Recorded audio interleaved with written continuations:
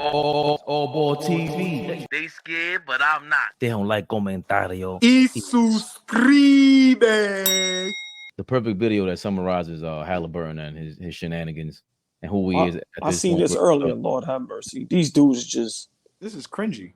Yeah. Yeah, but yeah. Killer. That's a killer right there. Come on, bro. Come on, look. He did the.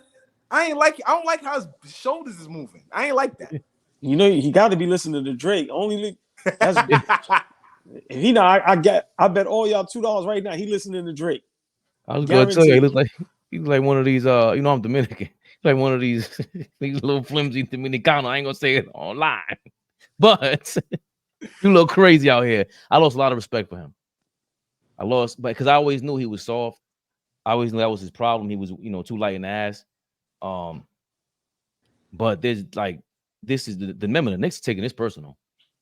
We didn't draft him. That's the reason why a lot of Knicks fans, we would watch him, and I watch his games in Sacramento. I still think to say you can't start a team, top 10 players in the league, he's up there, top 15. He's going to be in the conversation because your conversation, not mine. All right. Hold on, but just let the people know I've been consistent. I'm not saying that now because he had a bad game. I've been saying that when everybody jumped on the bandwagon. So I've been consistent with that. There's no way I'm starting a team with Trae Young over him. Not happening. So for me, I'm not. There's no way. Like, he gets the ball rolling. He doesn't. Who's his second best player? Siakam has proven he's about to lose $200 million. This guy. No, he's not. Siakam looks. Stop telling the world that. You lying to them. You lying to the people. Siakam is going to get money from whoever is going. His second best player is a most improved player in a champion. What are you talking about? Let's all right, but let's rephrase that statement. Siakam's about to rob whoever for $200 million.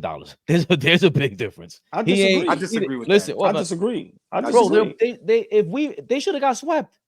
This team you're supposed to be a defensive, whatever you are. You didn't bring that to the table. What is he really doing out there? Offensively, he just what?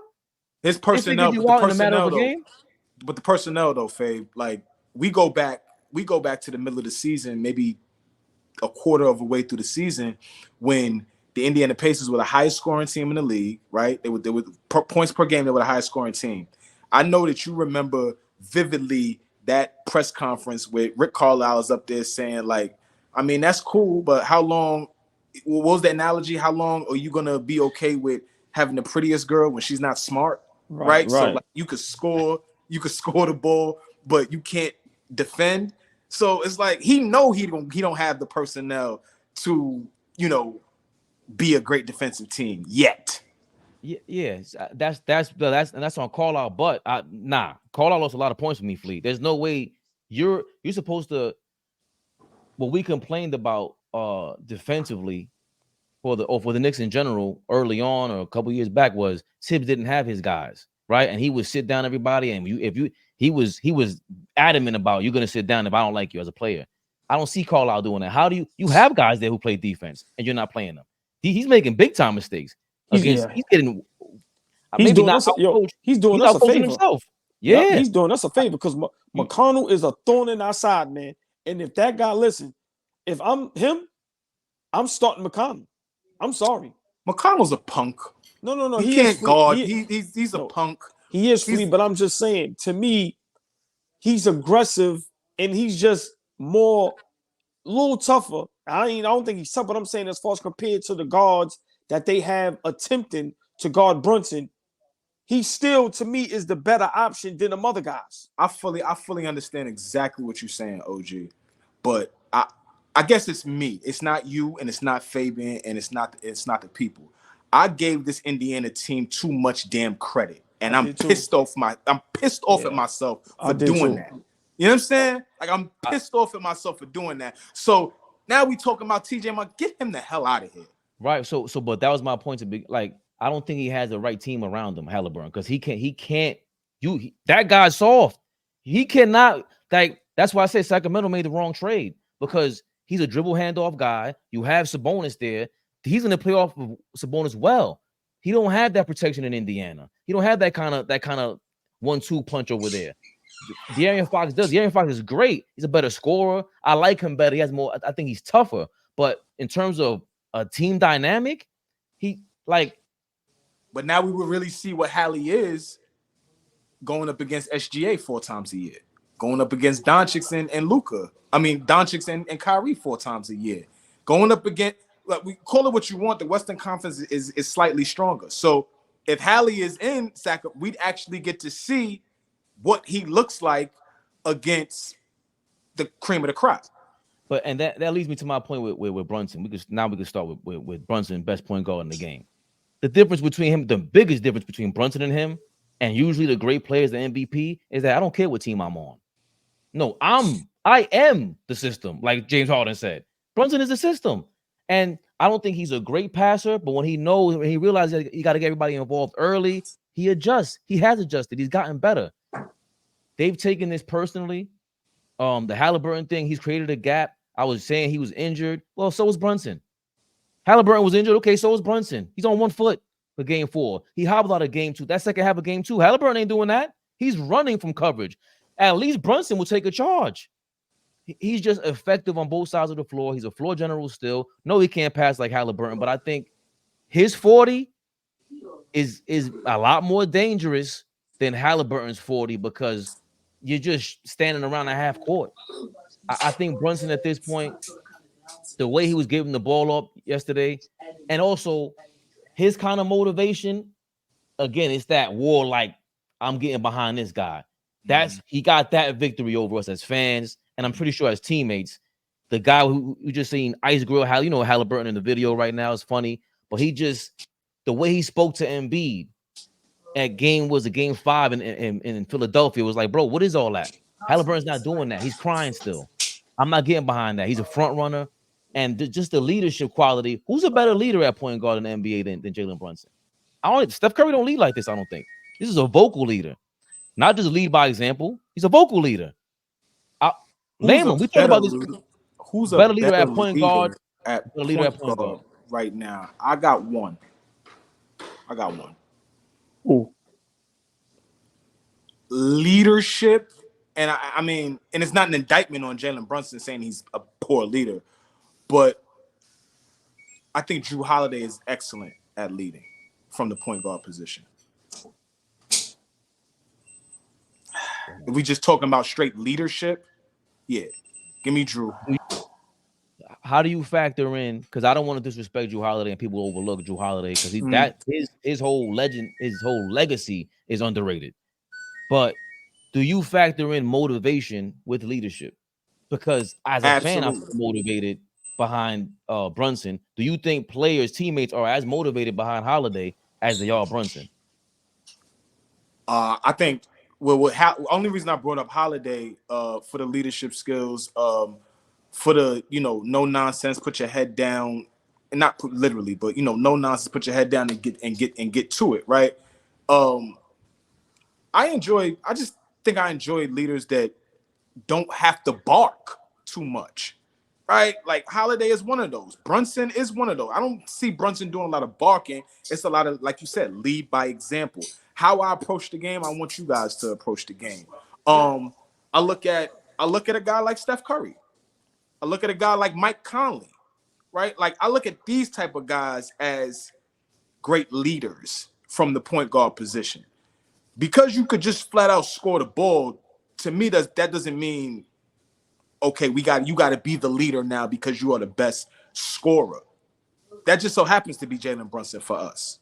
But everybody else, I think, from the point guard position, those couple of guys are solid for me. Chris Paul, another one. Like, just leadership. Love you. I respectfully disagree. Those guys are great leaders, but I don't think they could lead the guys that Brunson is leading. If Jason Tatum and Jaylen Brown is hurt, I don't see Jrue Holiday leading Derek White and them guys like this. And to me, that's the difference between Brunson and everybody else. I've seen Curry without Klay Thompson, Draymond Green. Is he still great? Yes. But as far as leadership, like I said, let me ask you a question, OG. Hold on before you keep going, because I want you to get in your bag with this. Because let's go. do you equate great leadership with strictly winning? Like, do you have to be winners to be equated as a great leader? No. You have to win, but you don't have to always win because you're not going to win them all. But I think a leader gets the most out of guys that maybe don't think they have that in them. Mm-hmm. Look what Chris Paul did with OKC that year. Mm-hmm. And if I'm not mistaken, did they go 7 games? Mm-hmm. With Houston. Right. So for me, I think that's what's getting overlooked about Brunson. And that's why I had him as the best point guard in the NBA for a while now. When I say he's better than Curry, Kyrie, I'm saying this season. I'm not saying career. But what he's doing, I've seen those guys with role players or guys that, injured, so they got to play with the bench guys. It wasn't pretty. Everybody that playing with Brunson right now is having career years. It's having career seasons. That's true leadership.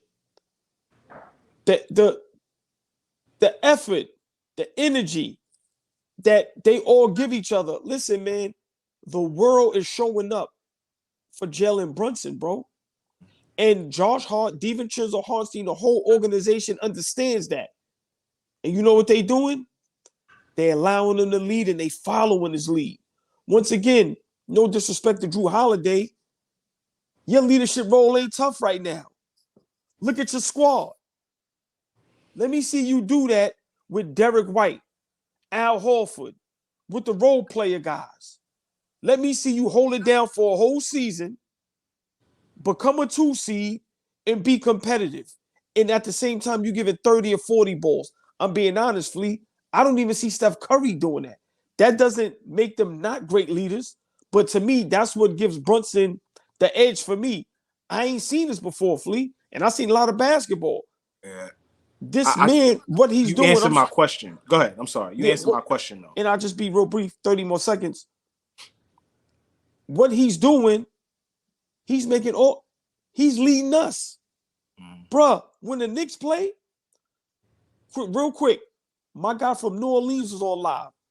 Played at LSU. It's my brother, family. He said, yo, AllBall, I ain't a basketball head like y'all. I'm football. He said, but I love them dudes in New York. They dogs. He said, they got me rooting for them. No. Tell him what he said. He said, Brunson is a hound. Listen, I heard exactly. He said, Brunson is a hound. And you know what I asked him? I said, because people tend to say Brunson ain't a superstar. They only know him in New York. I said, how y'all feel about him in New Orleans? People know about him. And what he said, Flea? He said, oh, yeah.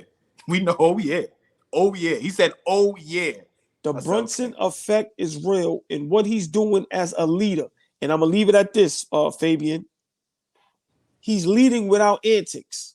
Listen what I'm saying. He's not wearing weird clothes. He's not loud. Listen, a lot of these dudes is working the media. You know, somebody told me on live the other day why SGA is a superstar over Brunson? Because of outfits? Yep. Listen, it's the era we in. So, but that separates whoever said that, and respectfully, no disrespect to them, but whoever said that, that's the difference between these conversations what I be always having about the purists and about the people that buy into the bullshit that comes with basketball and sports media, right? Like when you're a purist of the game, you could jump out there and say Jalen Brunson is a superstar. He's the best player in the NBA, like you do all the time, OG. And you don't, when you turn off your phone, I know you go in the bathroom by yourself and believe everything you just said. That's a fact. You know what I'm saying? I know you do. Because Brunson can put you in that position to do that, right? Some of these other guys, they don't put their fan base. We ain't fans of other fan base, but they don't put their fans in position to talk about their guy the same way we can. So I fully understand what you're saying about the leadership. I think you answered my question about it. If I understand you well, winning does play a big part in and how you look at leadership. How are you feeling about that, Fabian? What does winning equate to leadership? Does it matter? Does it not? What? I think first of all, I have to commend AllBall. You know, we gotta give each other our props to lead a fan base, the New York fan base. That's why it's legendary. You heard when Charles Oakley said, even though he was kind of crazy for stepping on his man like that, Patrick Ewing, but then they all have always been whispers. I've been fighting off having a, back and forth about Patrick Ewing, his leadership, missing the finger roll, all that. It's been back and forth. He said he was the best Knick since Clyde Frazier. Skipped over Carmelo because we've never seen this before, and we haven't seen it in New York because most of us have not seen them win. And back then, they had just this label of the best team in the league and how a team is supposed to be ran and organized. And if we feel this way, it took a lot. And the winning, it buys you credibility for everybody else watching from afar. It doesn't, like when you're here and you've been watching them, you realize like, yo, this is game in, game out. He's doing this. The winning is tricky though, to answer your question, because if you don't have the right team, it's hard to win. But I believe if Draymond's on this team, he ain't pulling no shenanigans. They're saying, yo, you got to go sit out for 20 games, but we don't want that around here. I think he's too vocal. I think he's a man, like when he talks, he's kind of like, I'm not motivated when Jalen Brunson talks. It's all action. His play, he does less talking when they lose. Yo, it's my fault. The same way they bigged up Ant-Man every day when they lost and he took it all on him. Brunson's been doing that. I gotta do better. And it comes from Jay Wright. When he went out there, he doubled down on Brunson and said, yo, that's right. Forget about what happened, take accountability, and you move forward. I did want to say, even Jay Wright said he didn't see this coming out of Jalen. Really? Brunson. The guy that recruited him out of high school said, I didn't even see this. I knew that he would be great. I knew that he would be a good point guard. I knew that he would be able to keep a job. I'm paraphrasing, but this is basically what Jay Wright is saying. I knew that he would be able to keep a job. He would be a long-time point guard. But this, he said, I didn't know. Absolutely did not see this. Which led me to my other point. I don't know which other player you could bring their college teammates and then they win in the NBA like they did in college. Because even if whether we win the championship or not, man. Yeah, it's the same dynamic. It's the same dynamic. Saying, like, crazy. When y'all, we don't even talk about that enough. Like the joke is the Nova Knicks. But how many teams could you go back in history and look and say multiple teammates? Not just one or two, right? Clyde and Dream, they won a championship together in the NBA. They played together in college. But like, how many other guys could you really, and they've been together? This is since teenagers. They were teenagers, and I heard Bill Simmons kind of reference it. He said he's getting into like that legendary New York legend. AllBall TV. They scared, but I'm not. They don't like comentario. Y suscribe.